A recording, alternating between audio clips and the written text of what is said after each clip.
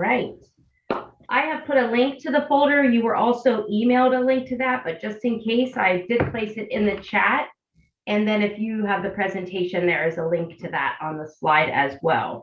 If you wouldn't mind, I know that we have it through registration, but if you wouldn't mind dropping in the chat your role and your organization, I know your name will already appear because that's who enters it. So you don't have to type your name if you don't want to, but at least let us know what you do and who you're with so that the group kind of knows who's here. Thank you for that.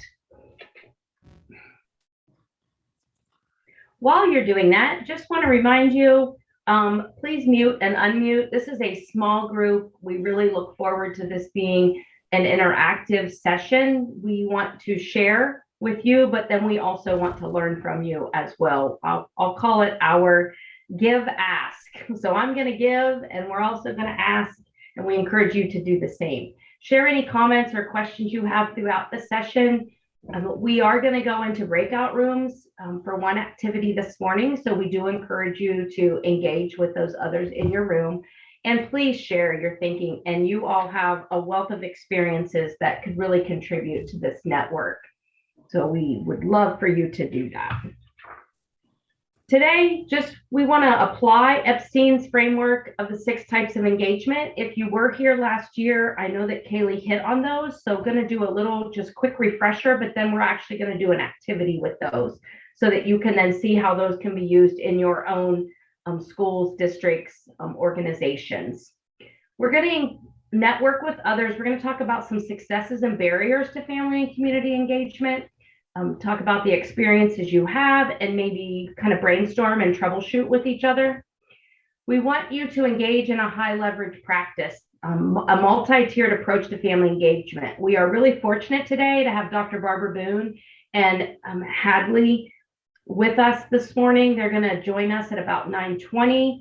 And at some point, they're going to start a little activity and really walk you through a simulation. I had the opportunity to do it during a state family engagement session. And I immediately thought our districts need to be aware of this because they're the ones that would actually be doing this work. So hopefully it will be a tool that you will find really helpful. Also, just want to comment that this network really is brought together for you. It is for districts, community schools, career technical schools, ESCs, county boards of DD, to really share resources and strategies that they have found to be helpful. Then we are obviously going to ask you to complete our wonderful evaluation form. So hopefully you will engage in that as well. Wanted to start off with this graphic that I found from familyengage.org. And you'll just look at the picture on the left and then the one on the right and just think about it for about 30 seconds.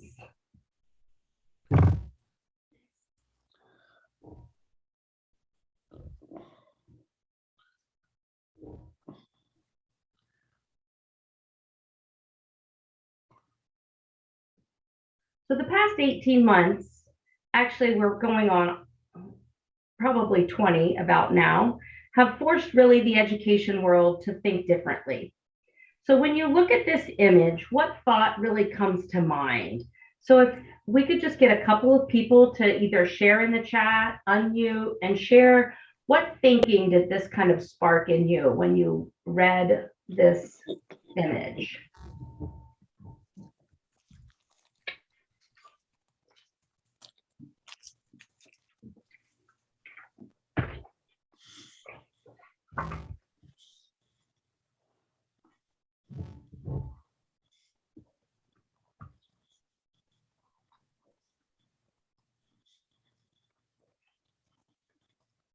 Any thoughts?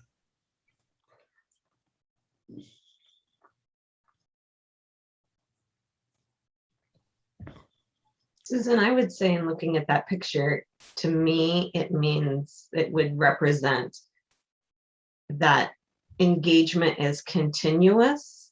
It's not a set point in time, like one meeting, one set, 5 o'clock. It seems to be more continuous and engaged in day-to-day activities. Susan, you have a couple comments in the chat also. Tammy Jacobs says, understanding that all families are different. And Holly Lawver says, we need to go to where the families are located and not just bring them into our buildings. Danielle Eubanks says, being accommodating to families. Makes me think, I know November is parent-teacher conference month, right? So just curious if anyone has a way that they are doing parent-teacher conferences maybe differently than the traditional way that we did them, where we invited the family into the school and what that might look like.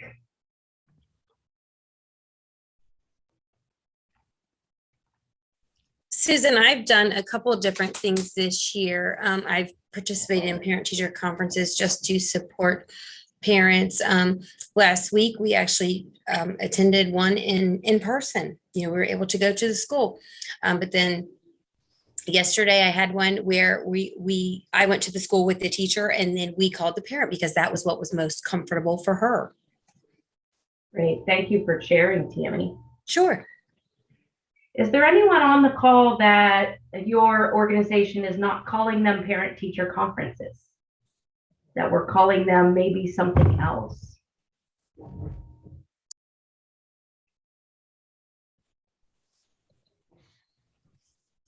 A colleague and I, those of you maybe in the special education world, Lydia Brodegard, we actually did a couple of community sessions in New Philly, and we had many foster families that attended. And we really talked about the term parent versus family, and if we need to think a little bit more about replacing or really exchanging the word parent to be more representative of those caring for the students that we have. So just something to think about. Susan, Yes. Holly with Starlight School says that they are offering virtual meetings through Zooms as well as their in-house parent-teacher conference sessions. And I'll share something that I did in the last building that I was a part of. We actually did a family reading activity. It used to be called Everybody Reads or One School, One Book. And the culminating activity occurred on parent-teacher conference night. And we had the high school students that were in National Honor Society or the ones that were athletes that were free that evening. They came and ran centers or stations in the gymnasium and the cafeteria that were all centered around the book that we read. The last book we've all read together was Shark Lady. So there were a lot of ocean themed science projects and literacy activities, but that was a barrier that we were able to take away for families not having childcare, or our PTO offered food, for families to eat that evening. So it was just a way, it wasn't necessarily meeting them in a location where they were, but we were trying to take away some of the barriers for families that, they might need extra supports in. So Thank you. All right, quickly want to make a connection, as we, I think, always do, to Each Child Our Future, and really focus on equity and partnerships and quality schools. And we know that a quality school is where parents, caregivers, community partners, and other interact for the benefit of students. And then we look at strategy number 7 and meeting the needs of the whole child. And we know how important that is. And it happens to kind of really talk about, ideally, each child's basic needs. They really must be met in order to enable that deeper learning. So that's really why we're all here. And then when we look at the whole child framework, we know that the child is in the center. But want to just really highlight some of the outer bands. We have the family and community engagement and involvement. And students really benefit from knowing that they're surrounded by those caring adults. So how do we engage those caring adults in their education? And that means the family and the community partnerships really do encircle everything that schools do. Talked about those 6 types of school, family, and community partnerships. And all of this work comes from Joyce Epstein's book, School, Family, and Community Partnerships. I'm going to encourage you, if you don't have a copy of it, to maybe get one. I know that before I came to the SST, I know that we distributed those maybe a few years ago. So if you can let me know if you don't have one, we should be able to get one of those to you. But just want to kind of highlight those 6 types: parenting, communicating, volunteering, learning at home, decision-making, and collaborating with the community. And there's a real quick activity that I thought was really helpful. And it was really just to look at, if we have an academic goal around improving reading achievement, and all of these examples were taken from the handbook. And I have a column for elementary school, a column for middle or high school. So depending on which age group of students you work most commonly with, and the 6 types. But take a minute and just take a look at these examples of activities that you could do for family engagement that would hit on one of these types. So I'm going to give you about 30 seconds to look at those.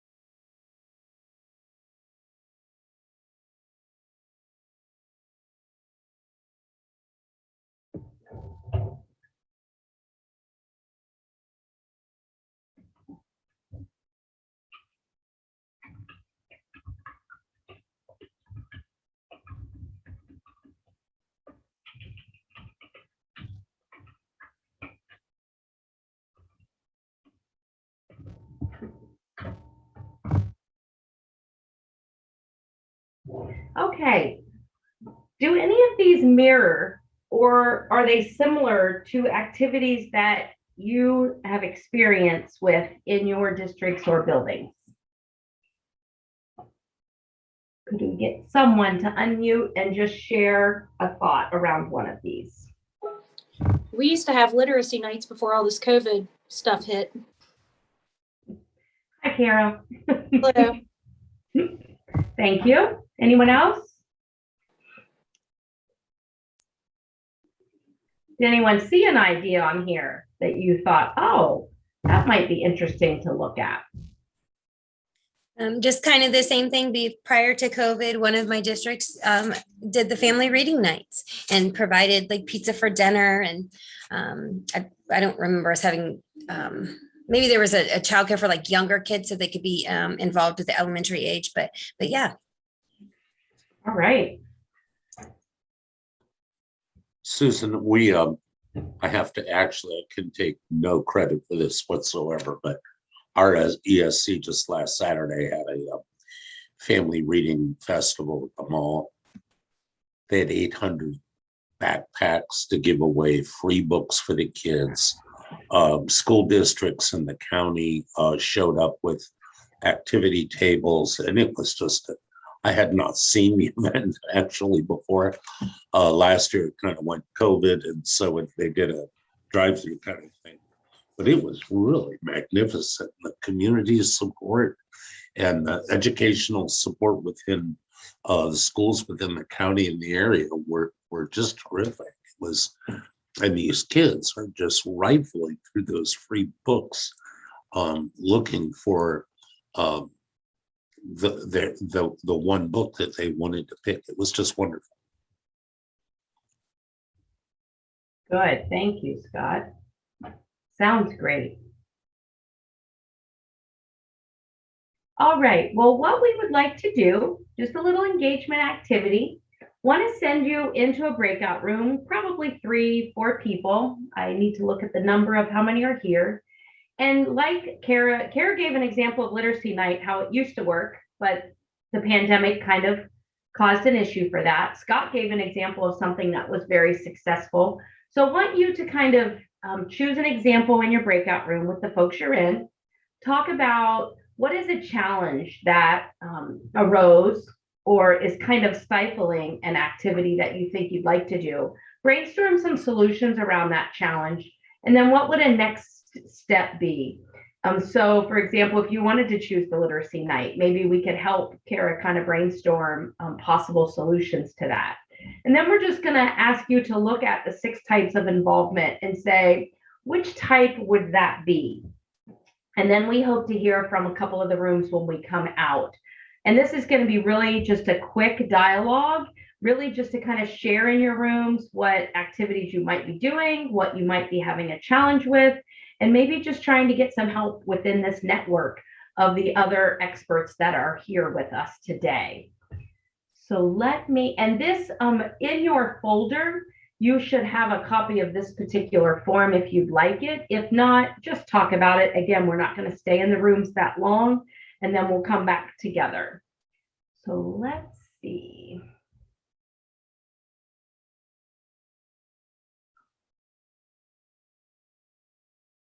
And Sherry, I got it.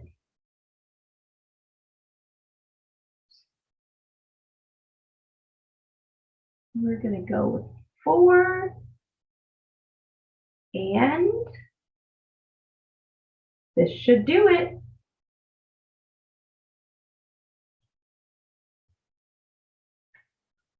And we're just going to be in there 5 minutes, not long. Just a quick discussion, and we'll come back and share out. All right, let's see if this works. Yes.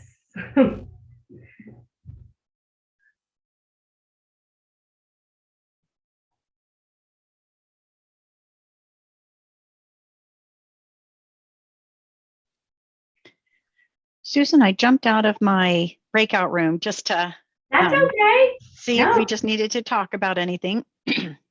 Nope, I think it's great. I'm not, if you had a chance to look through the slides, I'm just gonna share a few resources. And if you notice, it kind of goes in order. And when we get to the OSU Statewide Family Engagement Center, that's when you're gonna kind of come in and do. So hopefully it goes smoothly.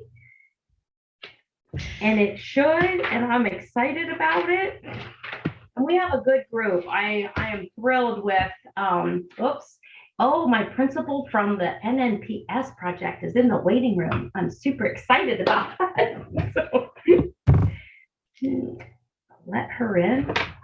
Do you have your cohort 3 district already? Actually, I am an email close. Does that make sense? Yes. Let me put Dana. Let me just tell Dana real quick.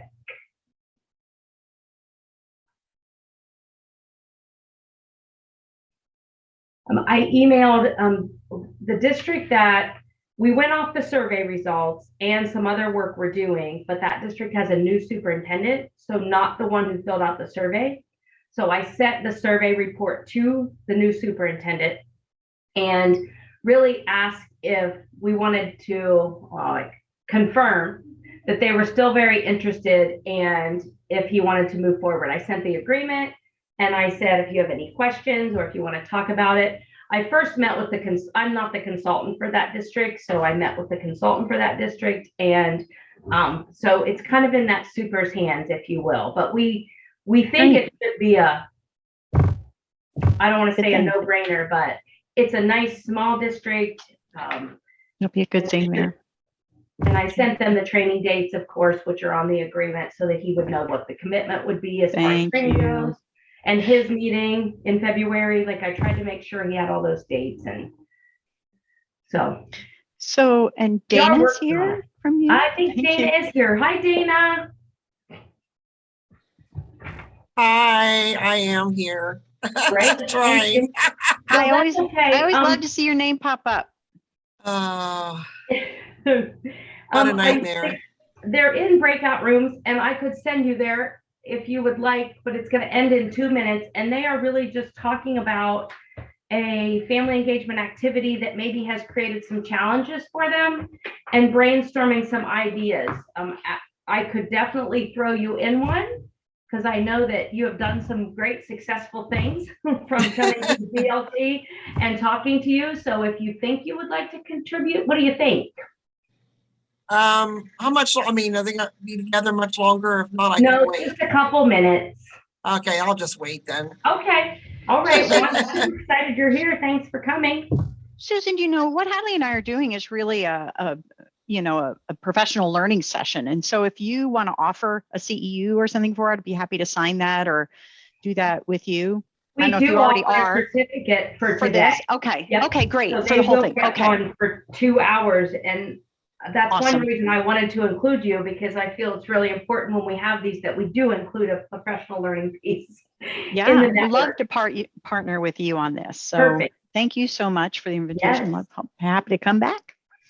So I am excited. and then listening, Hallie and I actually had a different example we were going to work through today, but we're going to go ahead and do something around reading backpacks as our example, because we heard lots of examples of literacy. So yeah, well, good. Okay. No, I did tell them at the beginning, Hadley and Barbara, that the reason that I really invited you is when I went through it during our session, I felt like this needs to get into district's hands. This, simulation really is something that they need to work through in order to move forward. So wonderful. All right. Yeah. We'll all right. bow out as people come back. So you. Oh, no, you're fine. Dana, while everyone's coming back, I met with, this is terrible, Jen. Oh, yes, she did say she met with you. Yes, it was nice meeting her as well. Lots of people doing lots of good work. We got a lot good going on, but it's Oh, the sub situation is such a challenge, and we had 120, almost 115, 20 kids out yesterday, and so oh gosh. people absent and kids absent, trying to get classes covered. It's a nightmare.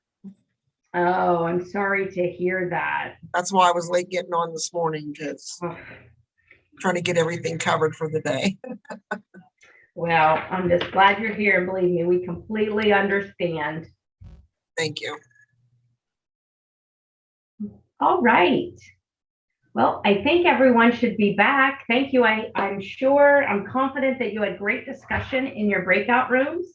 And if we could just get a couple of rooms to share kind of the activities, successes, barriers, what are we seeing out there in the field?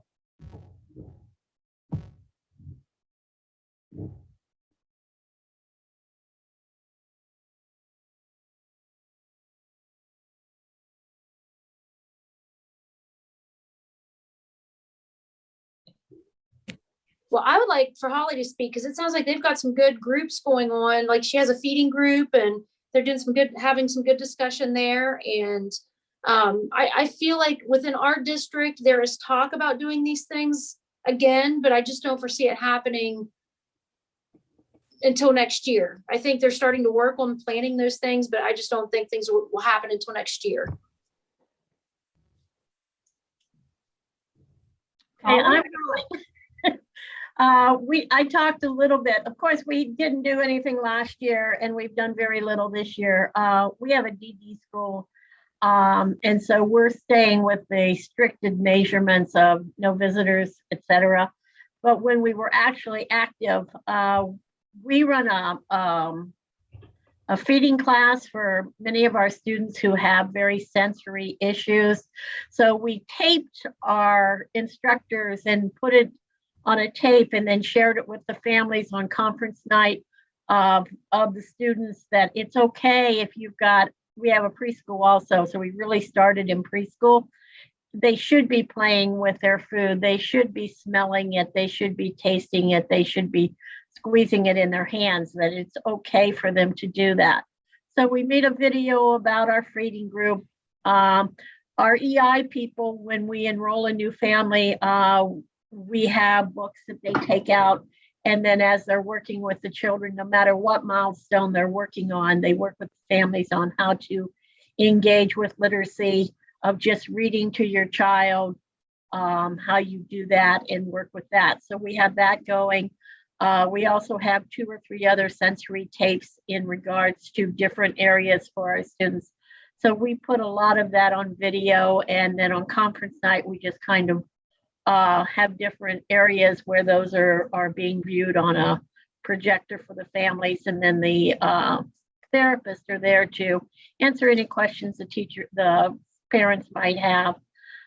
We've done a lot with Zoom this year because that's about the only way that we can have our parents in right now. But hopefully we can get back to being in person more, as if our county gets where we're got lower rates of incidence. Right now we're kind of high, so we're very careful, but we do a lot with taping our people, and then sharing that out with parents right now, because that's about the only way. We have done a couple home visits for some of our preschoolers after checking to make sure that everything's fine in the home for COVID. And so our teachers and assistants have been going out to the home to work with some of the sensory issues that the parents are experiencing at home too. So that's kind of where we are right now. Great, thank you for sharing, Holly. Can you get one more room? Susan, our room talked about the barrier of transportation. So I would love to hear some others' thoughts and ideas about that barrier.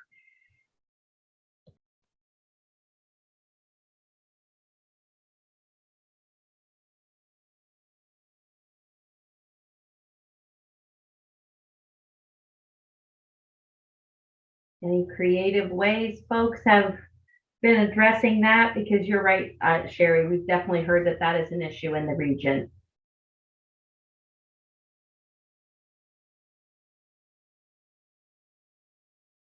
Maybe a whole separate problem-solving session around transportation. You know, Susan, I'm wondering if something like that could be in type 6 with collaborating with the community. You know, I do know that some of the churches even have vans or you know, small transportation that maybe they would help gather up some individuals in the evenings and those types of vehicles. Or is there something that we could connect with the seats or whatever the public transportation is and just sit down and have a conversation with them? I don't think in my 32 years of everything that I've never done that, right? Like now that I'm sitting here thinking about it, I've never gone to Muskingum County public transit. Who is that person? And just said, we need help. How can we make this happen? So that's a real aha for me right now, is wonder who is that person that I need to meet and discuss with. Howard Stewart, if anybody's in Muskingum County, that's who runs seats. So, and Joe, I have heard in the larger cities where they have made partnerships with some of those transits, and what a novel idea, because I know from a workforce advisory board that I sit on that Howard presents at every other month, he talks about their goal is to get people to work. Well, I've always told my kids, school is your job. So how can we get students to school? So great idea. All right, well, we will move on. Thank you for having those dialogues. And we do know the barriers are great. We do. So we just need to put our heads together and be creative and brainstorm with others throughout the network in the region. Wanted to just take a minute and let you know and make sure that you're aware of all of the family and community engagement supports. And obviously those aren't all of them because I don't know all of them, but the ones I do know about is you do have on the state support team a family engagement consultant that can at least make some connections for you. We have ESC CARES Liaisons, and this was from obviously CARES Act.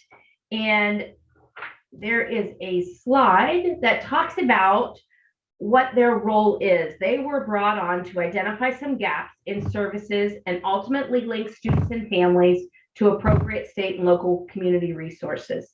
They were addressing the needs of the seven vulnerable population groups that are listed here. And in your presentation slides, this is an active link that will take you to the listing. We are fortunate enough to have a couple of them on with us today. And not to put you on the spot, but if you are an ESC CARES liaison and you're with us, if you wouldn't mind unmuting and just quickly introduce yourself to the group and say which ESC and area in the region that you are supporting.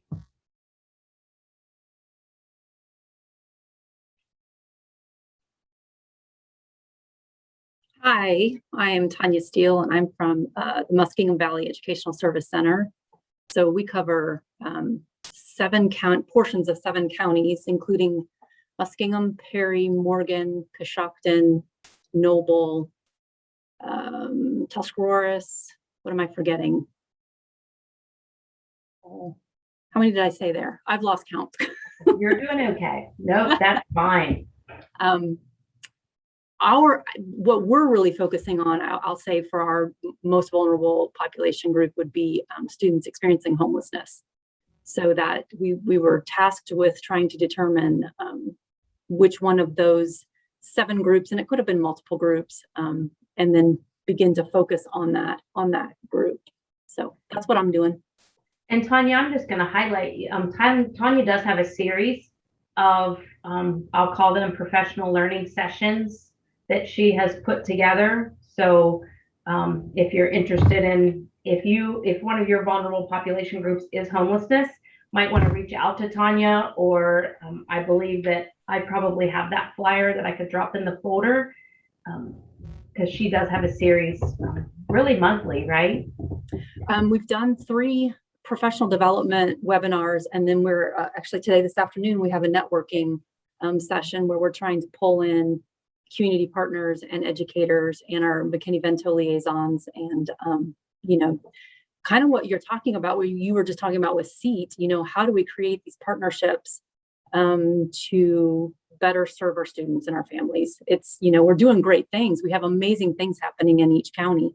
It's just, how do we begin to have those conversations and collaborate a little better outside of just information, So that's what our networking, and it can go beyond, students experiencing homelessness, that any one of those the vulnerable population groups can be served by better collaboration and coordination and all of that. Yep. Thank you for the shout out though. Yeah, you're welcome. And Scott? Yes, I'm still me. Would you mind sharing with the group which region, area you're East Central Ohio covers Tuscarawas, Belmont, Guernsey, and then pieces of Harrison and Carroll. Our most active initiatives right now are within Tuscarawas, Belmont, and Guernsey. Okay. Thank you. Is there a specific vulnerable group, Scott, that you guys are focusing on? Yeah, we have been doing a lot of work with homeless. Okay. And that's been kind of the main focus for the time being. Okay, great. And if you are in the Jefferson County ESC region, I hope I pronounced her name correctly, but Jennifer Agresta is the CARES liaison there, and the Ohio Valley ESC is Jennifer Mays. So just wanted to throw those names out there, but those are available through that listing also. The next group is called the Ohio's Parent Mentor Project. And if you've been in this work for a while. You used to be able to find these with the Ohio Coalition for Children with Disabilities. That project has kind of shifted and is now housed at OSU. And I've created the new link for that project. But I've circled this Find a Mentor. When you click on that, you will get this large map. And you can click on any one of these stars, or you can even look by school district, and it will tell you who the parent mentor is. So again, utilize this. I'm not sure. We had one registered, but I don't. Oh, Tammy is here. Yes. Would you mind just sharing you're a parent mentor and where you support? Sure. As Susan mentioned, I'm Tammy Jacobs. I'm the parent mentor in Coshocton County. So I serve Coshocton City, Ridgewood, and Riverview local school districts. So for those of you that may not know, a big piece of our job is to kind of guide parents through the special education process, provide resources to school staff and parents. And, you know, a big part is to be able to teach parents how to advocate for their children. Thank you, Tammy. And I was fortunate enough to be able to sit in on one of their meetings, and they have one tomorrow. Yes. So the parent mentors in this region do meet and brainstorm together and share. So yes, absolutely. You're welcome. Thank you. Mm-hmm. All right. And want to make sure that you all have access to the Ohio Statewide Family Engagement Center at The Ohio State University. And again, there is an active link at the bottom of this slide. And there is just a plethora of resources available on this website, and some others we'll show you later. But I have been very fortunate this year to become involved and really become aware that this resource is available to everyone. So want you to share this with families, for schools, you know, talks about what is family engagement. There's professional learning things, different networks. And again, I mentioned earlier, we are so fortunate to have two folks from the Statewide Family Engagement Center with us today. Dr. Barbara Boone and Hadley Bachman are both here today to really take us through, I'll call it a high leverage practice for you to be able to use in your districts, your buildings, your teams, whatever you have available in your organization. Want to kind of share this multi-tiered approach and how we might be able to address some of the barriers that you talked about today and really grow the successes that you have experienced in the past and are doing so now. So I am going to stop sharing so that they can share. And hopefully you have that available. Yes.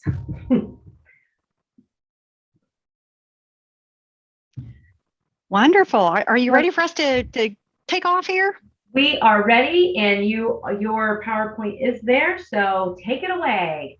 Well, wonderful. And it's such a privilege to be with you all here today and to be and to see sharing with you all of the amazing resources in Ohio for family engagement, the people and the websites. And we're so excited to be with you today. My name is Barbara Boone, and I direct Ohio's Statewide Family Engagement Center at The Ohio State University, as well as some other family engagement projects there. We've been working at CEAT, the Center on Education and Training for Employment at OSU, for about 8 years in the field of family engagement, providing state and national support and training and resources and research in this area. So we're excited to be here today, and that you're making these connections with the parent mentors and the ESC liaisons, because really it's our districts, it's everywhere from our families to our classrooms, to our schools, to our districts, to our ESCs, our state support teams, and our parent mentors, all coming together that really creates that strong system of support for family.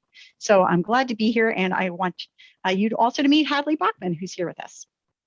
Good morning, everyone. My name is Hadley Bachman. I really help lead some of the professional learning opportunities like this one from our center. And I am a former middle school and high school teacher, and then middle school principal. And then I also have my own middle school daughter. So family engagement is very important to me, and I'm excited to talk with you some more about it today. So I wanted to start by sharing our goals for this session. So we are going to be focusing on how to facilitate trusting homeschool partnerships by applying an MTSS approach or a multi-tiered approach to family engagement with the focus on raising student achievement. We're going to do this by explaining how implementing a multi-tiered system of support, MTSS, for family engagement creates opportunity for all families to partner with the school.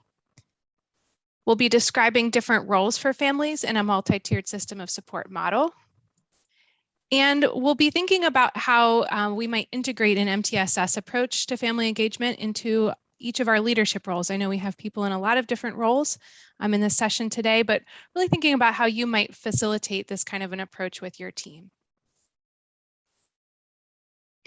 We know that children succeed when families, schools, communities all work together. You know, and helping our kids succeed is a lot like we think working at NASA's mission control. If you think about NASA's mission control, there's engineers, mathematicians, there's astronauts, there's all sorts of folks. Last week, I read about them growing and eating green chilies on their tacos at the space station. Somebody figured that out. And it took a lot of people to do it, working over a long period of time through challenges. I'm sure those green chilies didn't grow right the first time, right? So a lot of challenges, but they worked together a long time and they were able to launch that rocket to success. And it's the same for family engagement. It takes, for student success, it takes families, it takes our schools, it takes all of our support staff, it takes our communities, all working together over a long period of time through a lot of challenges and failures to launch our kids to their best and brightest futures.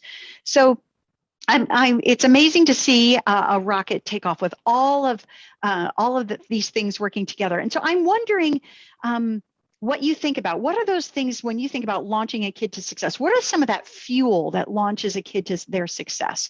Or who are some of those people, those roles? Let's use the chat. We're going to be using the chat a lot today. So I hope that you will jump into the chat. What fuels student success when you think about family and community engagement?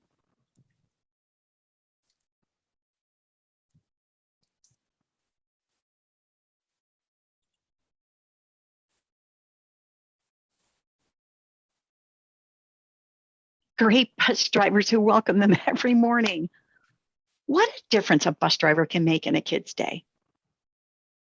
Positive adult interactions, absolutely. Sherry, thanks for that. Family support of all kinds. Relationships with teachers and counselors, absolutely. Adult relationships at home and at school are some of those protective factors that protect kids against adverse childhood experiences, absolutely. Relationships are key. Tell me something. So let's think about this. If you think about a rocket launch, it's pretty amazing that we get that thing off the ground, considering all of the gravity that we do that keeps us all down on the ground. What are some of what's some of the gravity that our families, our students, our schools are working against? What are some of those forces I'm saying that work against us, those challenges? So food security and nutrition is certainly a positive thing. And then we could probably flip that around and say when families don't have access to food, right? Community mentors like coaches, art teachers, dance, those are positive things. Yes, here we go. So trauma at school, kids who are bullied at school, kids who don't feel welcomed at school, kids who are identified for a disability, who don't have a disability, right? So we have traumas in schools, we have traumas that happen in the community, trauma can happen at home, trauma can happen in many spaces in a kid's life. Sure, attitudes that schools have against families, that families aren't, doing enough, and attitudes about school. Many families are frightened of schools. Many families have had such bad experiences of their own or their kids that schools are really scary places for families. Transportation, right? Just getting to school can be a really tough thing.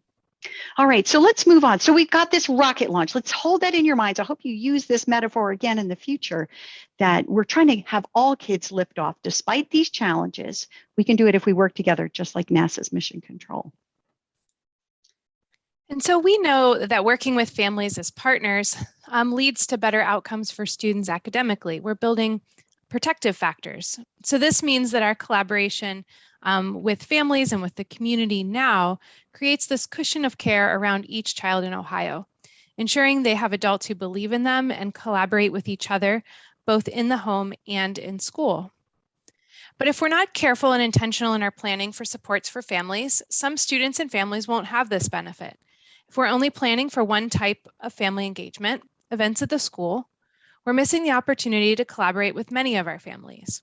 So we need to stay committed to opportunity for all in our family engagement planning and practices. So while we organize our work by indicating that all families face challenges and all families have strengths, and that their children can be vulnerable to the challenges of the environment around them, all families and all children are very different. So as you focus on building supports, on designing family engagement strategies for each family in your school or organization, keep in mind that the strategies must be designed with the families you serve in mind. So each family has strengths, and those strengths are also opportunities in this work.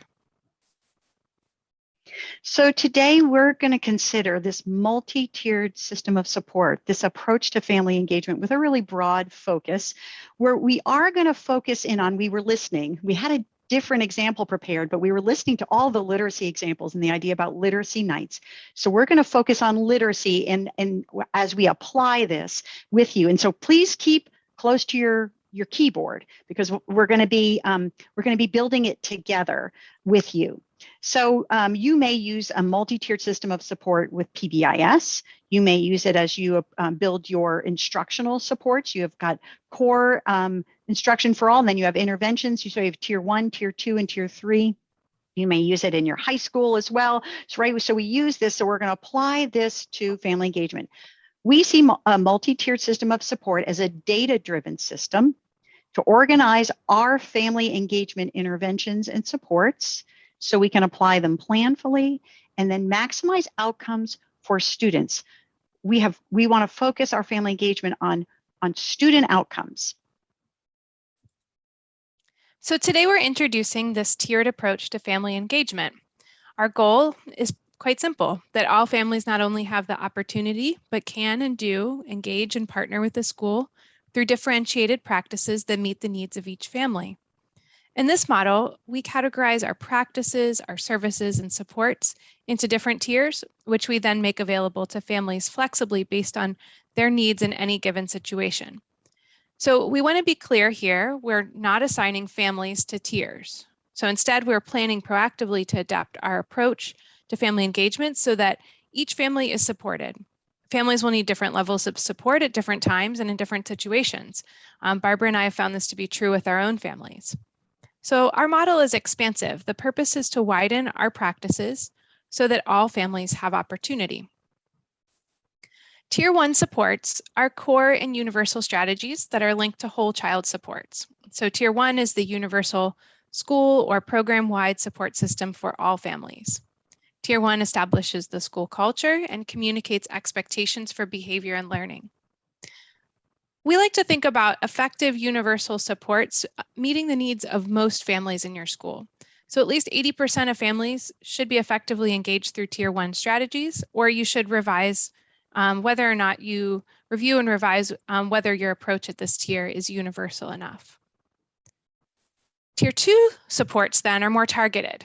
So Tier 2 supports are programs and strategies for groups of families who need additional support or want to be engaged at a deeper level. So families receive targeted supports based on their situation that are more intense and maybe more frequent. We don't have a Tier 2 family, we have Tier 2 family engagement as needed. Tier 3 supports then are intensive. A very small number of individual families with unique situations need engagement beyond Tier 2 supports. Tier 3 supports are intensive programs and strategies for families with highly individualized needs. No matter what tier, the overall goal in our work with families is to develop expanded homeschool program partnerships to support learning and healthy development. So then what indicates a need to change levels? It could be a school, family, student, or community issue or initiative. So for example, maybe your school has a new policy or initiative. I heard several of those examples earlier today. Or perhaps much used community organization closes, like here in Columbus, the libraries have just closed on Sundays. They don't have enough staffing. So, you know, that is a service that families rely on. So that would maybe indicate a need to provide more support. Or maybe a family requests additional counseling services. Or maybe our school student reading data shows a pattern of certain students scoring higher or lower on an assessment. Our plan should identify decision indicators, and we'll talk more about these later, but they should give us a metric or a way of deciding when current practices are not enough or not a good fit. And then we base this on student data or family data. Changing levels may mean, and this means, you know, changing either to a more intensive supports or maybe changing just, you know, not needing those supports anymore. So changing levels may mean a change of intensity. So how intensely or deeply we are offering opportunities to engage with a school, or it might mean a change of dose or frequency. So like how often a family needs interaction activities, or a total change of practice. So some kids and their families need more intense support. And but sometimes it's not a matter of more intensity. It's just that the practice itself isn't working for the family and we need to change. We need to be adaptive and flexible to create opportunity for all. So for example, if a family can't make it to an event at 7 p.m. on a Wednesday, and because they always have something in their schedule at that time, offering more events at the exact same time and the same day of the week, that won't really help the situation. Supports can be long or short term based on the situation. So for example, a house fire might lead a family to need much more intensive family engagement strategies because they've moved into a hotel and they require different supports. But then once their housing situation resolves, they might not need those after that. Remember, the primary goal is to be responsive and supportive. So just like we don't expect all students to learn in one way, we don't expect all families to fit one mold in their engagement with the school. So families are a part of a multi-tiered system of support. They are one of the people and the resources that really make a multi-tiered system of support work. So they have lots of different roles, though, and as we think about this, families are initiators in a multi-tiered system of support. That's when a family requests services. When a family says, I think my child's struggling with their reading. I think my child's really having a problem with these new math concepts they're learning right now. I think my child is experiencing a lot of anxiety about school. That's when a family leans in and says, I need help, I see a need. Another role that families take on is as our co-designers. We plan best for engaging with families when families have a say, when families have their perspectives included. Otherwise, we're kind of guessing at what do our families need? What do our families want? And what does this look like for our families? Having families at the table to help us plan for our family engagement, that's part of Title I's requirements, is that families are part of our planning. But also families are at the table with their own child. A family is a co-designer when they sit down at that parent-teacher conference and they talk with the teacher about how they're going to support their child's behavior, who might need extra support, or in that IEP meeting. That family is a co-designer. That's their role. Another is that families are receivers of supports. And I think this is sometimes where we often start, that we think about, we're going to engage with families, so what do they need? Let's identify needs and meet the needs. And sometimes families do have needs, right? I know my family has had needs throughout the years of my 3 kids. So receiving supports is another role.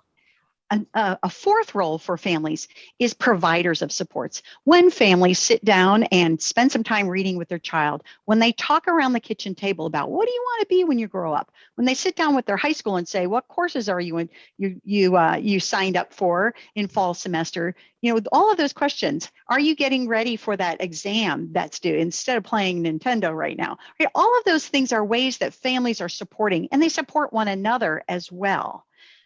Another important role then is families as evaluators. Families bring perspectives that we cannot have in our roles as professionals in schools. So they report on, this is how this worked or didn't work for my kid, for our family. Their satisfaction, how did we do? Was this an enjoyable thing for your family? How did it fit? Their own experience at home, then in the community, and their recommendations for how we can improve. That's really valuable feedback for us in a multi-tiered system of supports. All right, here's where we are going to jump in and build a multi-tiered system of support plan. And we have selected, just at the last moment here, we had a different idea plan, but we're going to jump in with you. Please lean in and be close to your keyboard and do this with us using the chat. So we want to plan with you. Let's practice this. Let's try it. And also, we're going to be talking with you as someone who's going to go and facilitate this with other people. So we actually do have a version of this training where we just plan it with people. We're talking to you as someone who's going to take this and run with it as you talk with other people, other schools, other folks who are planning for family engagement. So we want to demonstrate how to facilitate this discussion with a school or district. And the guide that we're using is in the chat. So this is a facilitator's guide for doing this. All right. So in this example today, we have a district that's developing a new initiative. They want to send home backpacks with books. And the reason why, number one, their kids' reading achievement is not where they want it to be. And we're going to talk about the elementary level. This is an elementary level type of strategy. We wouldn't send home books to read with your families to our 11th graders, right? So here we have an elementary school approach here. But why? Because we know that some of our families don't have access to books in their homes. Right? So we may sign them up for Ohio's Imagination Library. We may have a bookmobile, but we know that our families just don't have it. So we can't expect them to read with their kids if they just don't have access to books. We're going to send home books that we know are appropriate and connected with our families. So here's what we're going to do. When you open up the template to facilitate this discussion that we're going to practice here today, and you can put this around any topic in your school, any initiative in your school, you can use this. We're going to choose this scenario here, though, to give us something to practice on. Step one in the template, we're going to skip over because that tells you to open it up. Step two is about the scenario. What are we planning for? What have we got here? It could be an attendance initiative. It could be PBIS. We could have issues on our buses. We could have any sort of issue that we want to work with our families on. Here's how we get to plan it. So today we're going to, so as you are working with someone, you're going to talk about today, we're going to take a tiered approach to family engagement. We're planning with a tiered approach, and our goal is that all families will have the opportunity to engage with the school through this, through what we're doing here, getting books to families through backpacks. All right, so we're going to start here on the first, on our triangle on tier one, right? So this plan is built from the bottom up. And where we want to start first in this universal strategy, so we want to think about all families. This is something we are going to do to engage all families. And I mentioned in the chat, a literacy night would be that type of, we want all families to engage here. So this is an all families. We want to think about all families and these books and access to books. We're going to send home backpacks. So first with us, before we start to think about the thing we're going to do, let's think about what needs families have, what opportunities we want families to have. So using the chat, will you please think about the needs for families? This is where you start. As you're facilitating this conversation, you're going to say, first, let's start with what are the needs, or what are the opportunities we want families to have?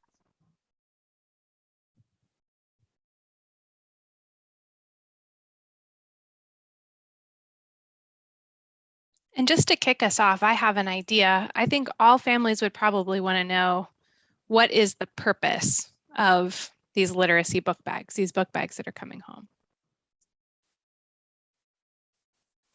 Risk-free participation, no fines or fees if the book is damaged or lost. Thank you, Sherry. I have an interesting story of my own from elementary school. As a child, I actually burned a library book. I did. We won't go into it. That's another day. But I was that kid who did not return a library book. All right. Make a real world connection to literacy so parents know the importance. Wonderful. Yes. So we want to make a real world connection. So maybe we're thinking about the book selection that we're sending home. Maybe we're providing some conversation starters for families. When you read this book and it's about pumpkins, maybe talk about the best pumpkin you ever have, or the funniest pumpkin story your family has, or what you like to carve your pumpkins into at Halloween, right? So we're going to help families talk about these stories, right? Making those real world connections, risk-free participation, what it's for, how to use it. Okay, we're not just going to send them home and hope magic happens so people know exactly what to do with these, right? Okay, they might need, I'm going to add to Hadley that they might need flexibility. They might not be able to get to it every night. If they have adults working in the house, if they're caring for other family members, if there's just busyness, you know, it's a church night, it's the night we go bowling, it's whatever. Sometimes providing flexibility, saying you've got all week to use your book bag. Okay, so now we want to do our school response. How are we going to? I'm sorry to sure. interrupt. I added just No, two you're more good. things that I saw in the chat. Thank you. That some families all families would want to know what the procedure is in general. Like, what is this? What do I even have to do? And then I'm seeing questions popping up in the chat that are like questions I might have as a parent or caregiver. So then I said, I mean, about really anything. All families want their questions to be answered. Wonderful. And I'm going to open my chat bigger here so I can see more of these comments. Susan, I love your comment, and please hold on to that, because I do think that's probably a higher tier, because you can tell because you used the word some. That might be something that would go into tier 2 or tier 3, depending on what we think about it. So now I think we're on the next step that I just interrupted you. So how are we going to meet this needs of families all families need some flexibility. All families need to know how to use this, that there's no fines associated. So what would we do? What's our plan? Okay, so Kathy, I see, what questions do I as a parent need to ask my child before, during, and after? So let's say what we'll do is we'll provide maybe a card that will say, before you read the book, here's the conversation. In the middle of the book on page 5, do this. And at the end of the book, do this. Something like that. So we want to provide some direction. So that will be our response. These book bags, so that all families will be able to use them well, are going to have an activity card or some guidance. Other things that you would want in here.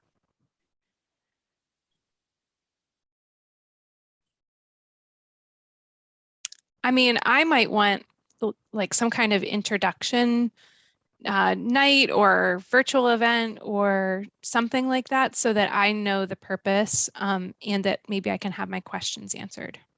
Yeah, so maybe we kick it off at that literacy night. We were all talking about literacy nights when we started here. Maybe we kick it off there, or if it's during COVID, we have them outside. Folks can come and pick them up. We have some kind of, way of introducing them to everybody. We could also record that event or live stream that event, or also just write it out and send it home, so that we sort of, in a sense, UDL this for families, right? We have lots of flexibility in different ways families can learn about the backpacks.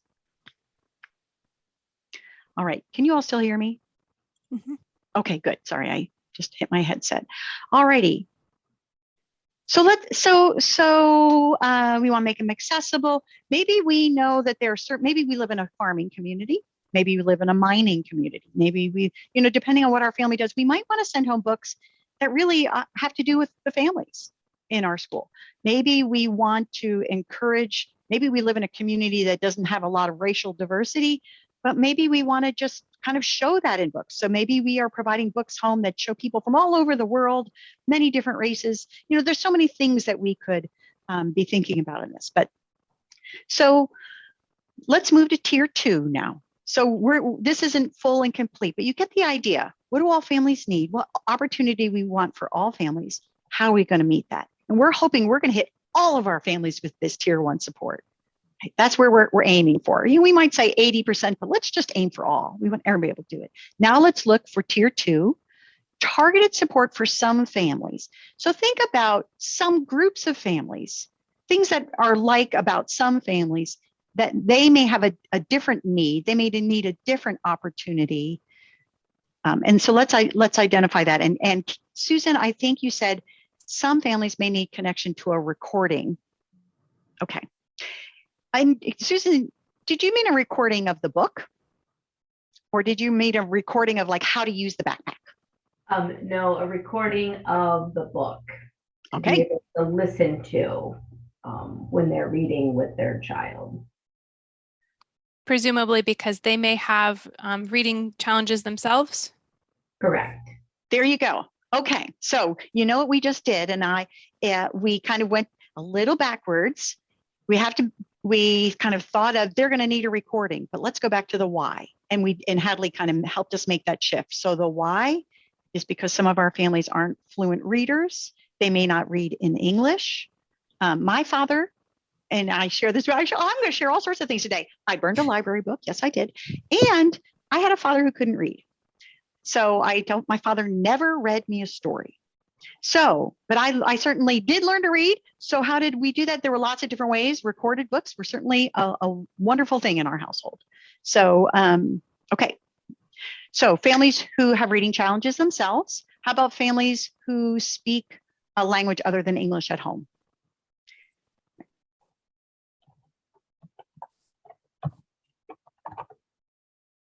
It's another thing, another targeted group, perhaps.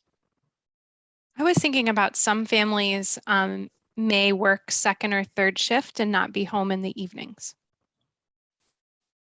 Wonderful.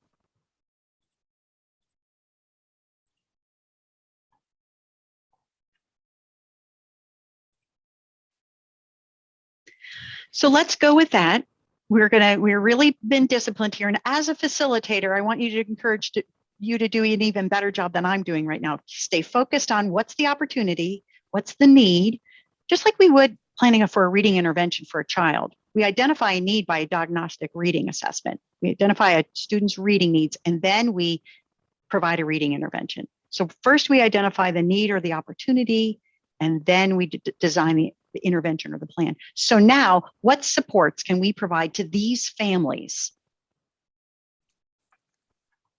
So this, Hadley, is where we can put our book on tape, the recording that Holly has here. And Hadley, you did comment about knowing your families is really important here. Mm-hmm. Yeah. What can we do for families who speak a language other than English at home?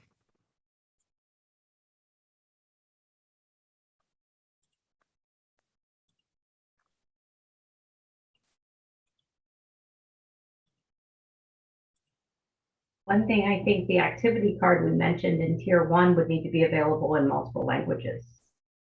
Yes. And the book itself is going to perhaps need to be available.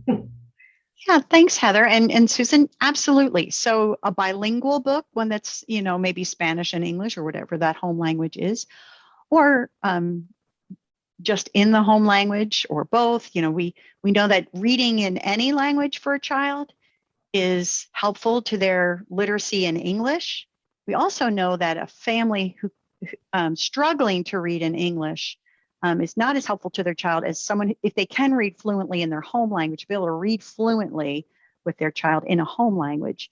That fluency and that idea of reading fluently, it will support a child's English development. So anyway, we want to, and let's see, did we have another challenge here? Challenge with reading themselves. So I think that's where our recording came in. I think we still also have some families work second or third shift. Any ideas for that?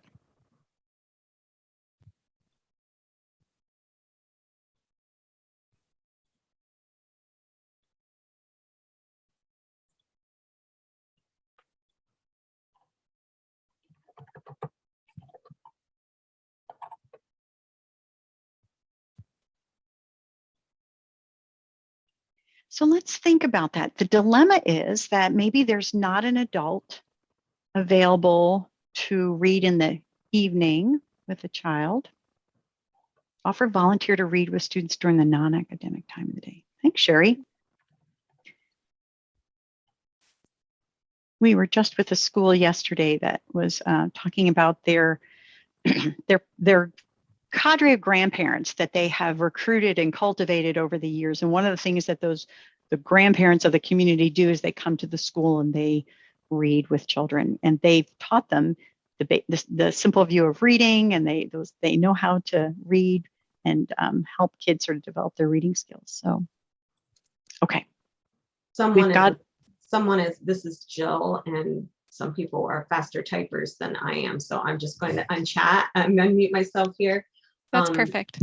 another thing, when you don't have volunteers, but so many students might have grandparents or even aunts, uncles, cousins who live away, that now they have the ability to FaceTime. So they could FaceTime and interact in that activity, which grandma would love to do if she's 3 states away, or a cousin or someone else that's distant. They could participate each evening and help the child through FaceTime or a virtual meeting. So I'm thinking there we might need some digital books sent to families that may be sharing that book in 2 different locations. That's a great idea. I do love that there's some things that, you know, we've learned to do now that bring us all closer together. Mm-hmm. I wonder too if we have a fairly list of common books that someone in a different location might be able to get it from their library and have access to it there. And the recorded books. This is wonderful. We could use any of the books off of Info Ohio, hint, hint, that would be accessible to all. Yes. Oh, great connection there.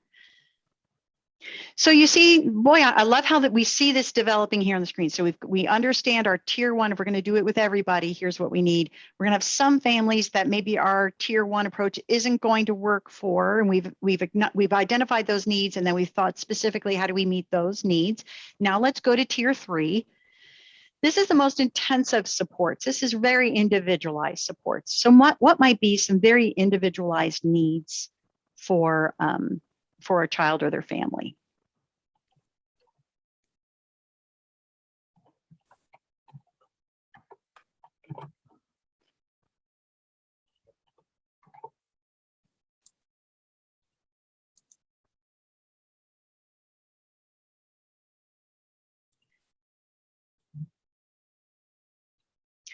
I wonder about, earlier we were talking about the focus with your ESC work that you're doing around homeless families, and some of the dynamics there about how are there instances there where we might need to tailor that very specifically to families experiencing homelessness. So that would be a need or an opportunity.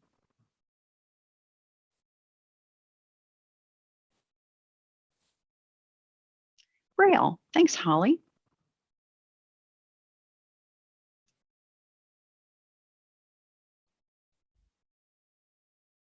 How about one more example? It's one more we can use.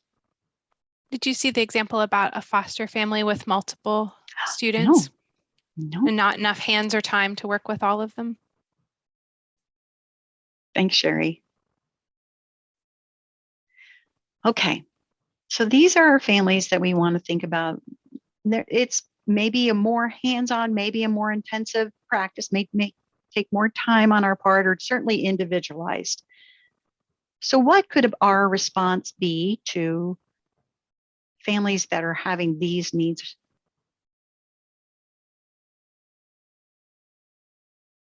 So we have, so let's see, we have a child who is blind. So we are going to find books and provide books in Braille.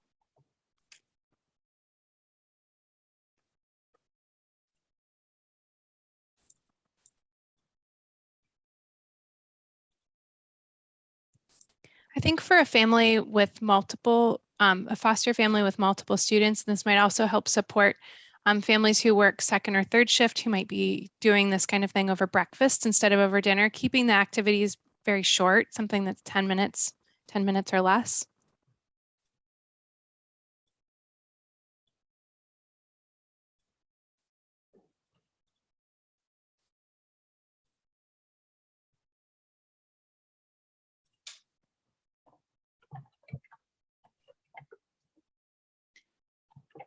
So if we have in our community, homeless provide a space. Thanks, Grant.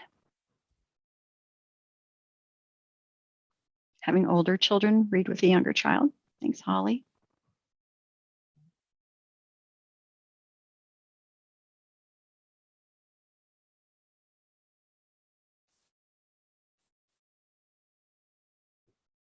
Not requiring an adult to sign off on reading time. Thanks, Sherry. That's a great example.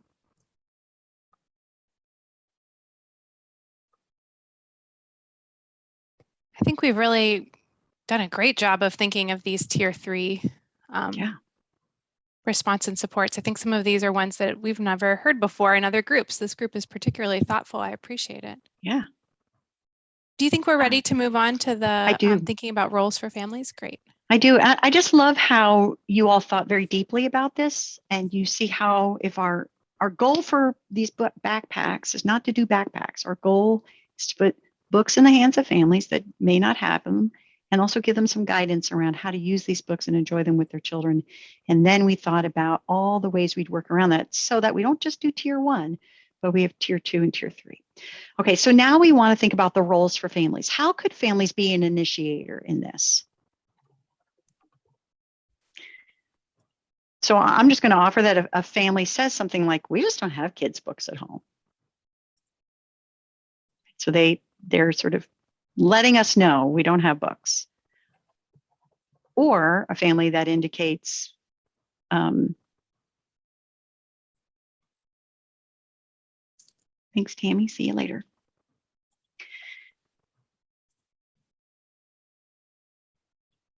How else might families be an initiator in this?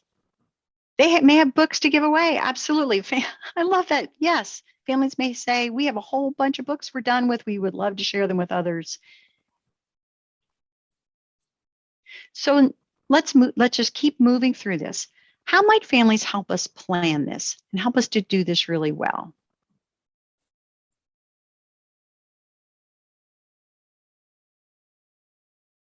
I'm thinking here that families could give input on topics that they would like books about. Mm-hmm. We could, if you have a PTA or a PTO or another group of families, you could sit down and ask them about, what do you think? How many books should we include? Are the directions that we wrote understandable? Can we ask some families to give us some, ideas about what families would be able to use at home in those directions we're going to provide? I love Susan's idea. Families could be members of the literacy team. Love that. Absolutely. Input on the length of time that's reasonable per student. Sure. And we may want to shift from the amount of time, say, please read for 20 minutes, to say, read a book and tell us what you enjoyed about it. Families may say it's a little hard to get to 20 minutes, but if we read and we tell you something that we enjoyed together in our books. How about receivers? So what are families receiving in this? I mean, it's clear they're receiving books that they can use at home with their kiddos.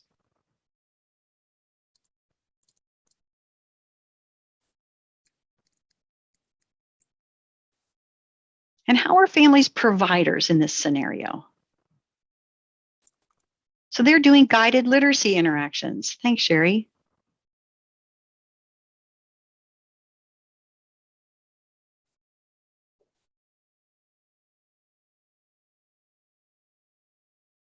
Well, the families that have extra books will be providing books for other families. Mm-hmm. Yes, that's one. I wonder about if you have families who are active on social media, on Facebook, your PTA or PTO saying, hey, would you, encourage families to, on social media, say, hey, this is the book we read tonight, and this is the funny conversation we had about it. Or have families encourage a discussion on social media about reading all year long with those books that are coming home. They are spending time with each other. Thanks, Holly. We know that that's important. And then let's evaluators. What feedback could they give us that could really help us with this plan that we have? What feedback would be helpful to us?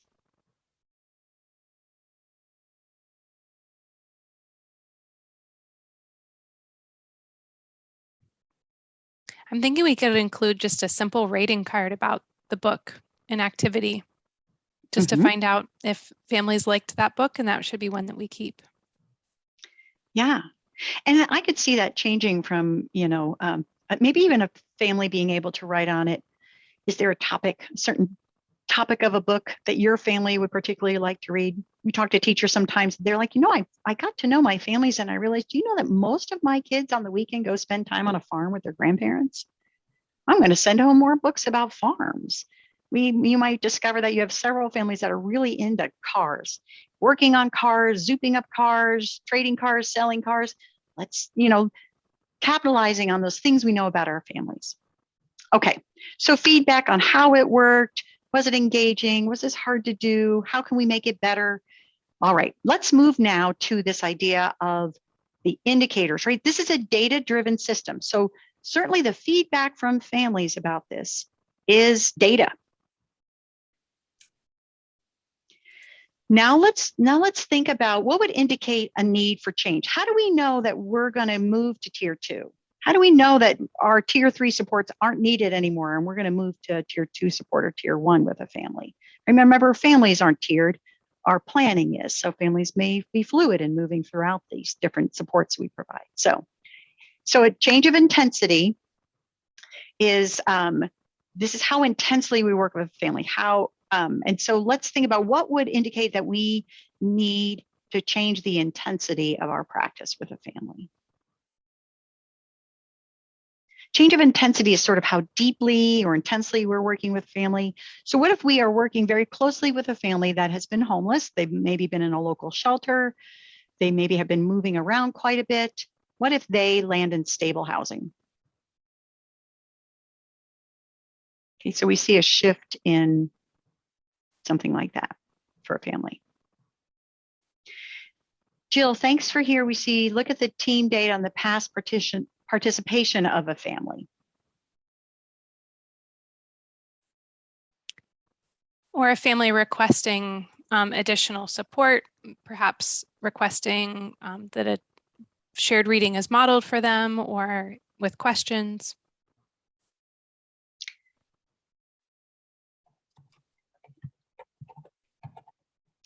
Yes, so a family indicating, we're not reading these books, but we could use a recording.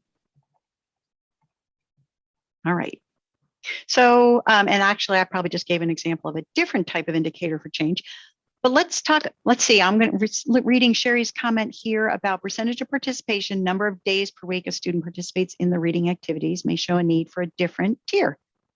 I'm going to actually write that down for a change of dose. How often? Yeah, so let's look at that one, change of dose. We're doing the same thing, but more often. Or more or of less it. So often. or less often. There you go. Thanks, Hadley. And that could be even in the number of books we're providing. So how much? How often? How much?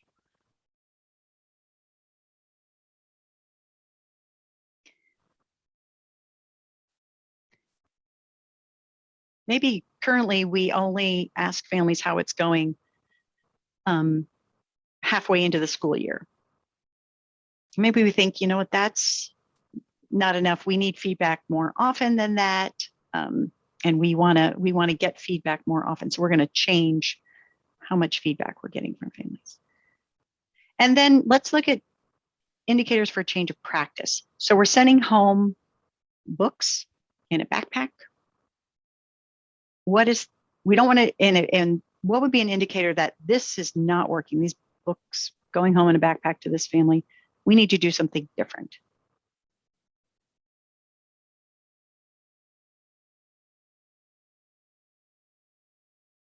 I think one example could be that family that their home language is not English.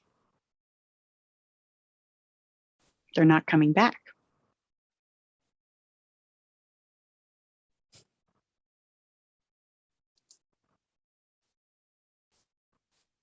Thank you, Susan, for pointing out that kids are really an important part of family engagement.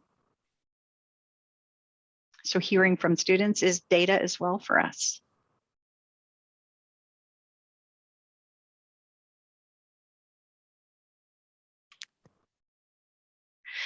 Wow, we filled out a full plan. We have roles in our plan. Families can take on all of these different roles. They're not just receivers of these backpacks. There are co-designers. They can initiate it. They're providers of support. They also are evaluators with us. And we have an idea for knowing when we're going to change the practices that we do. So now we're ready to move on to sort of checking our plan. Okay, so as we create plans for our own school and organizational contexts, we suggest using what we call the parade strategy to self-assess the quality of the plan. You've heard of those big rocks, right? The things that you can't negotiate about, they just have to fit into your work or your day. So you want to think about the questions I'm going to present to you as your big elephants. So you see how my elephants are nicely in a row there. But without these pieces included in the plan, instead of having this smoothly running system for family engagement, you're going to have chaos.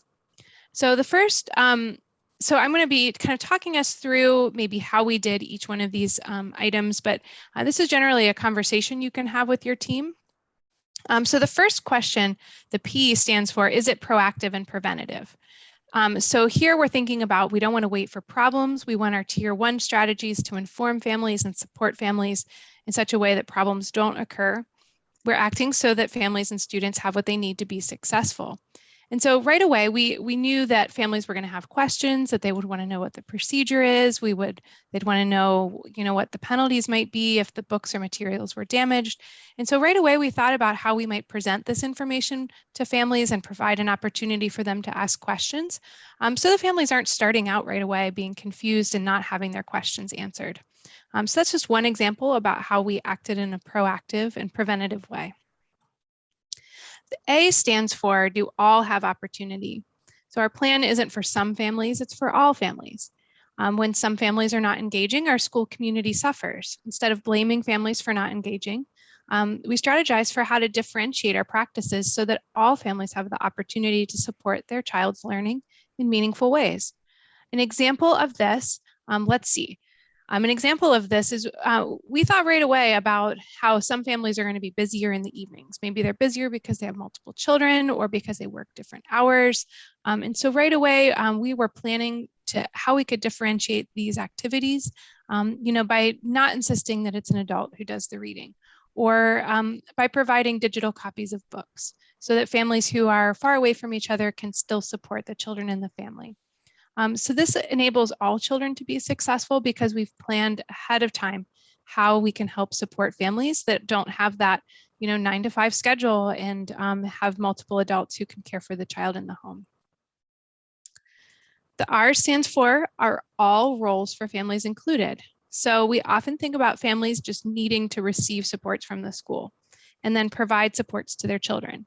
And those two roles are pretty obvious in literacy book bags. You're receiving these literacy activities and they're providing support to their children in reading at home. But our plan included meaningful roles as initiators, co-designers, and evaluators, and that helps us achieve true partnership and collaboration. So we encouraged families to help think about what book topics they'd like to read about and share those with the school. We included families on the literacy team, and they gave input on the amount of time and effort that was reasonable. We also had families giving us some feedback on the book reviews. So, each time we sent them home, we asked them, how did you like this book? Would other families like it? Was it engaging, useful? Is this fitting in the schedule? We keep this really short, but using that kind of data to help us fine tune our practices really helps us achieve that partnership with families that we're going for. The second A then is it planned in advance? So in advance of any new initiative, we would create this intentional plan for a multi-tiered system of support for family engagement.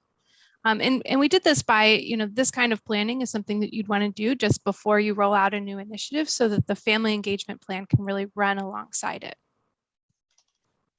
The D in parade is data-driven indicators. Tier 1 supports and strategies are based on school data. So we had this school data that we'd like to boost our kids' reading scores. We want them to be stronger readers going from elementary into middle school. And so then we based our indicators for supports and strategies at tier 2 and tier 3 level. We based those on data-driven indicators. So as a school, we're constantly collecting formal and informal data from students, from families, from our classrooms to determine the best family engagement practices to use to provide opportunity for all families to engage. So we use data like the past participation of families. Maybe we know that when we hold a literacy night, we're probably going to get 40% of our families. And we know that as a tier 1 strategy, we want to get to 80%. So we plan to send home that information in different ways. We used family feedback about whether there was too many books and activities or not enough. Are they getting bored or is it stressful for the family? We asked families about what language preferences they have, maybe what their reading skills are themselves before we expect them to lead these kind of activities with their kids. And then finally, the last question is, are the strategies evidence-informed?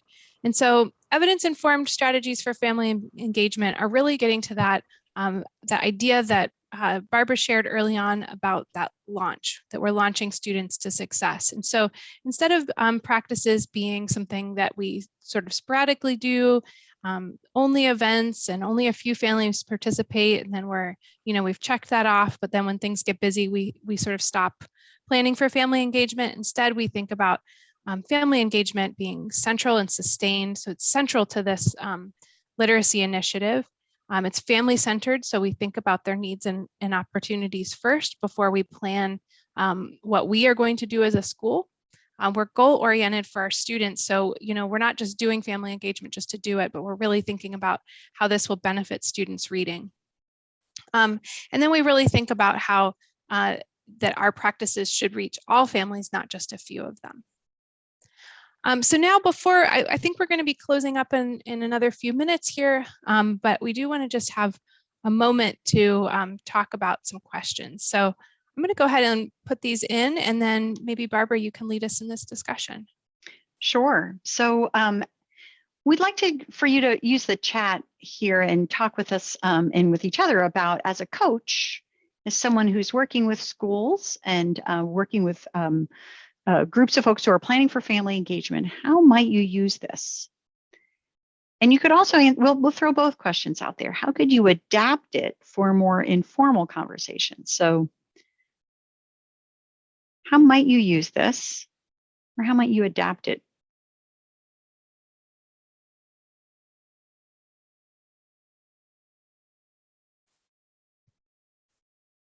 And also, this is a small group. If a couple people want to unmute and just share, some ideas you might have, that would also be great.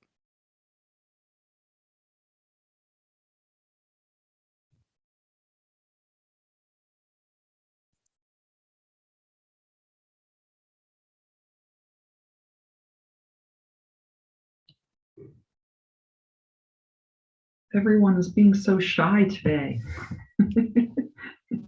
I was thinking just following the MTSS model, using the questions that you facilitated with us, is a great starting point when districts, or even at the building level, buildings are looking at that problem of practice of just engaging families in general. Yeah, sure. I feel like while we used an example of backpacks, you could, if you're sitting with a team that's saying, we really need to improve attendance, I think being able to, you can use the whole template and the whole guide, or you could just say, how are we going to engage families around this? And if we have what are we going to do? How are we encouraging attendance with all students? How are we going to connect with all of their families? And then tier 2, when we have students that meet a threshold of attendance or absence. All right, what are we going to do different for students? What are we going to do different with their families? Right? So lots of opportunities to apply this using the parade process to be more successful at PBIS tier 1. Thanks, Jill. Yeah, use that parade. Just hopefully they're good discussion prompts. Did we do this? Did we do right? Using each of those prompts. I'm thinking also, I know we have a parent mentor here today, and we've actually presented this process to parent mentors, and thinking about what information all families would need to know about the IEP process, particularly families that are new to that process. But then, there might be families that have, unique needs and need some support that's different from parent mentors. So, you can kind of plan ahead to adjust practices that way. So Susan, you brought up the point of addressing a problem of practice with one of the teacher-based teams or building level or district level teams. So we have a problem practice. I think we are all sat in meetings where someone will say, but what about our families, right? So then to lean in and have sort of a constructive framework to talk about, well, what about our families? Let's think about those needs and opportunities. Let's think about that tiered approach. So being able to adapt this and use it for whatever meeting you're in, where you just want to be able to lean in and say, but what are we going to do with families? I also see, Holly, yes, that we would agree that this approach would be useful in continuous improvement process for us to lean in and say, how we engage families. Sometimes we just have one activity. We're going to engage families with this open house. But then if we think about, well, why do we do the open house? And then let's think about how do we plan to provide all families, meet their needs, and also provide those opportunities that we want to achieve through an open house, right, with all families. So Hadley's got a QR code here that you can use to access all of the materials. And I've also put the link in chat. I'm going to put it in again in case it passed by what you could see. So if you have a smartphone, you can just use either the QR code reader or the camera to scan the code that you see. It's going to take you to our website, and on our website, you'll find access to templates, just like the ones we use today. The facilitator's guide that Barbara used to talk us through that plan is there. It scripts it all out for you. And then there's also a bunch of different examples. So you'll see the literacy book bag example, an attendance example, and some other ones, just to get an idea of the different ways that you can use this.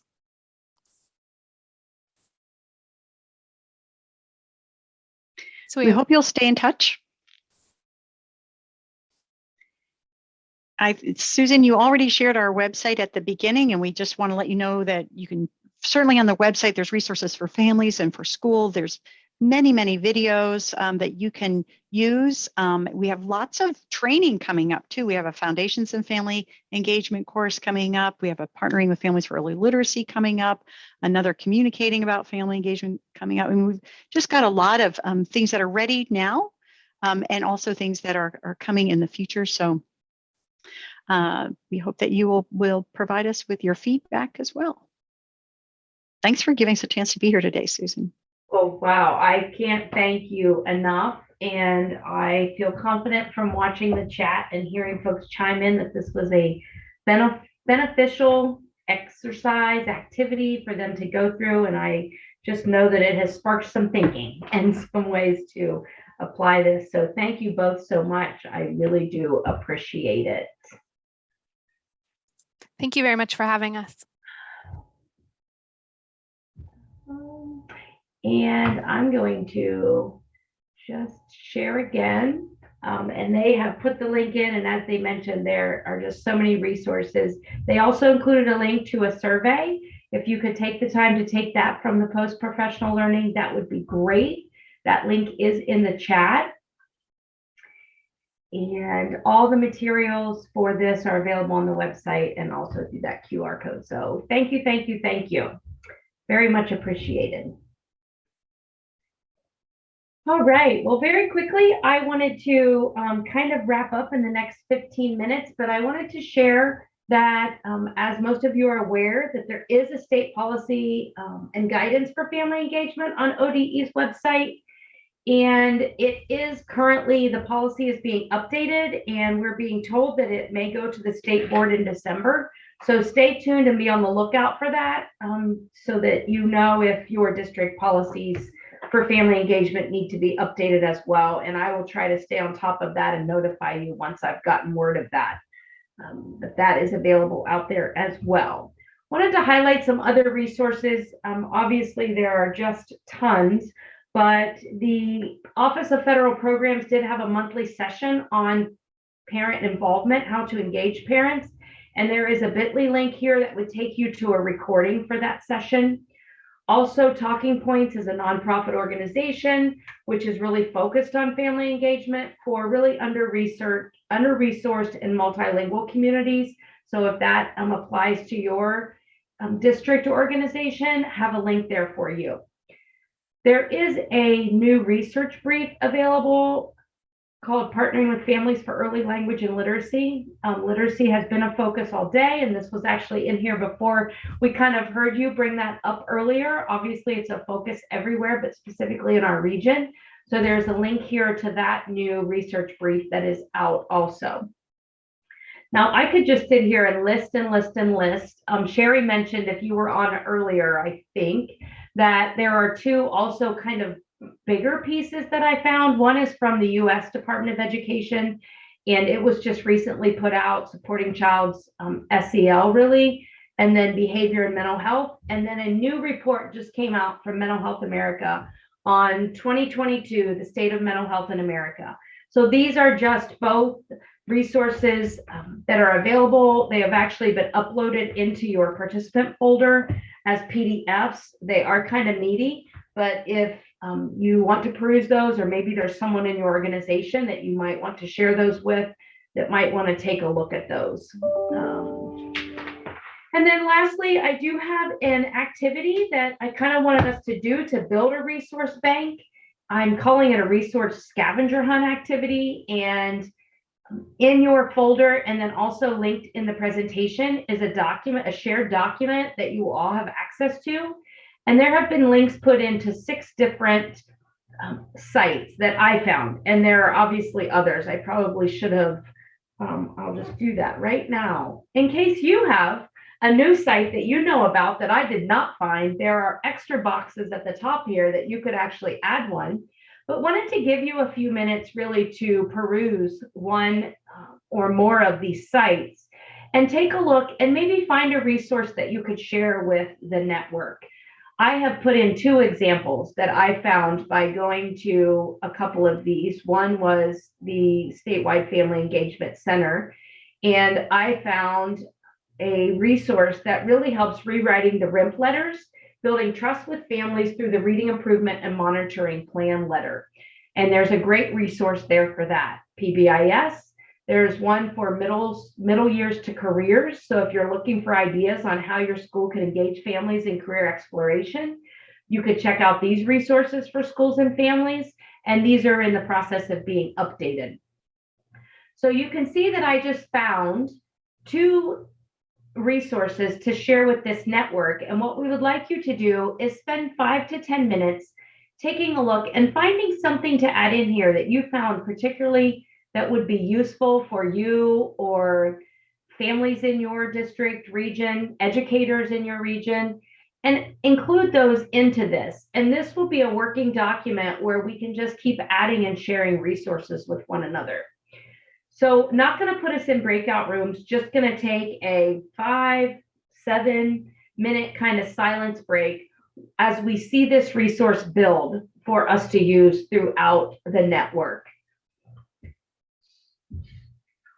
So does everyone have access? Oh, I'm also going to share a link to that scavenger hunt activity, just in case you can't get to it. I can share that in the chat.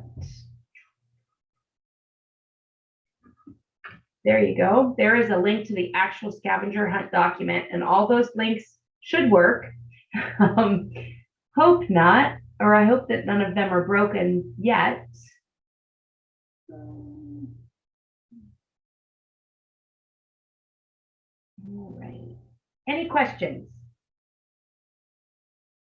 All right, I'm going to silence myself and give us a few minutes to work. Feel free to turn your camera off, mics off, whatever. If you haven't taken a restroom break, I know it's been a quick almost 2 hours, so you might even fit that in if it's close enough for you.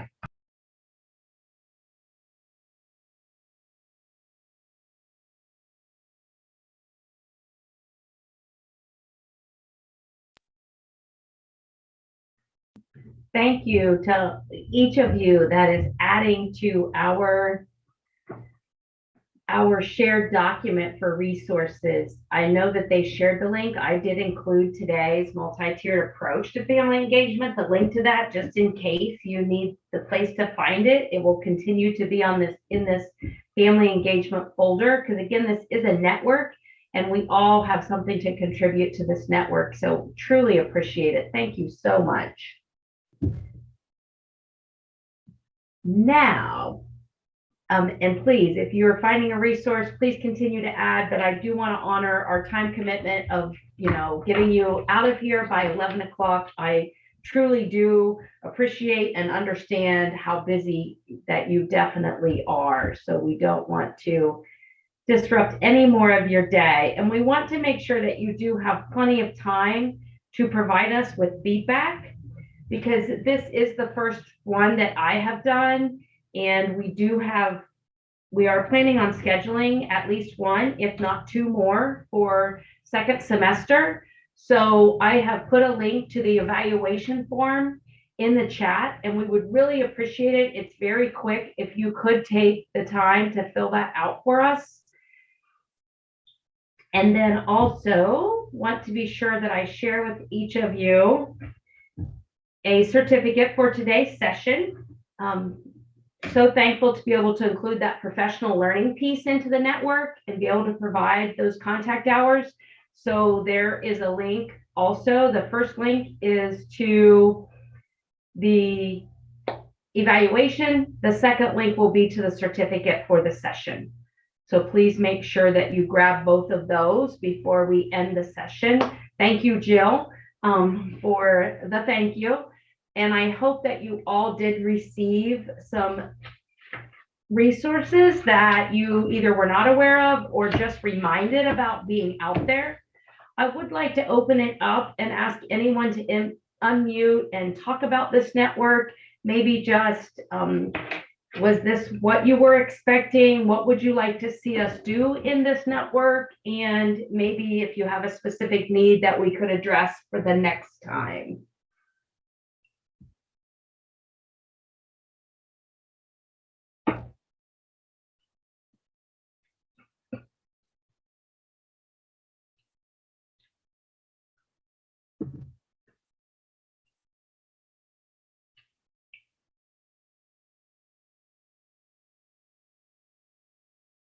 All right, well, I've been trying to use my silent time better, but I won't make you all sit there in silence until 11.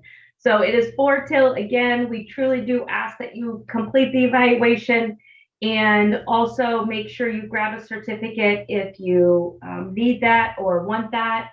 If you have any questions around family engagement or need any support in that area, please contact your SST consultant or please reach out to me direct. If I don't know the answer, I'll be happy to research and try to find it for you. So appreciate you all spending 2 hours with us today. Thank you so much. And hopefully we will see you all the next time. Goodbye. Grant, it's good to see you.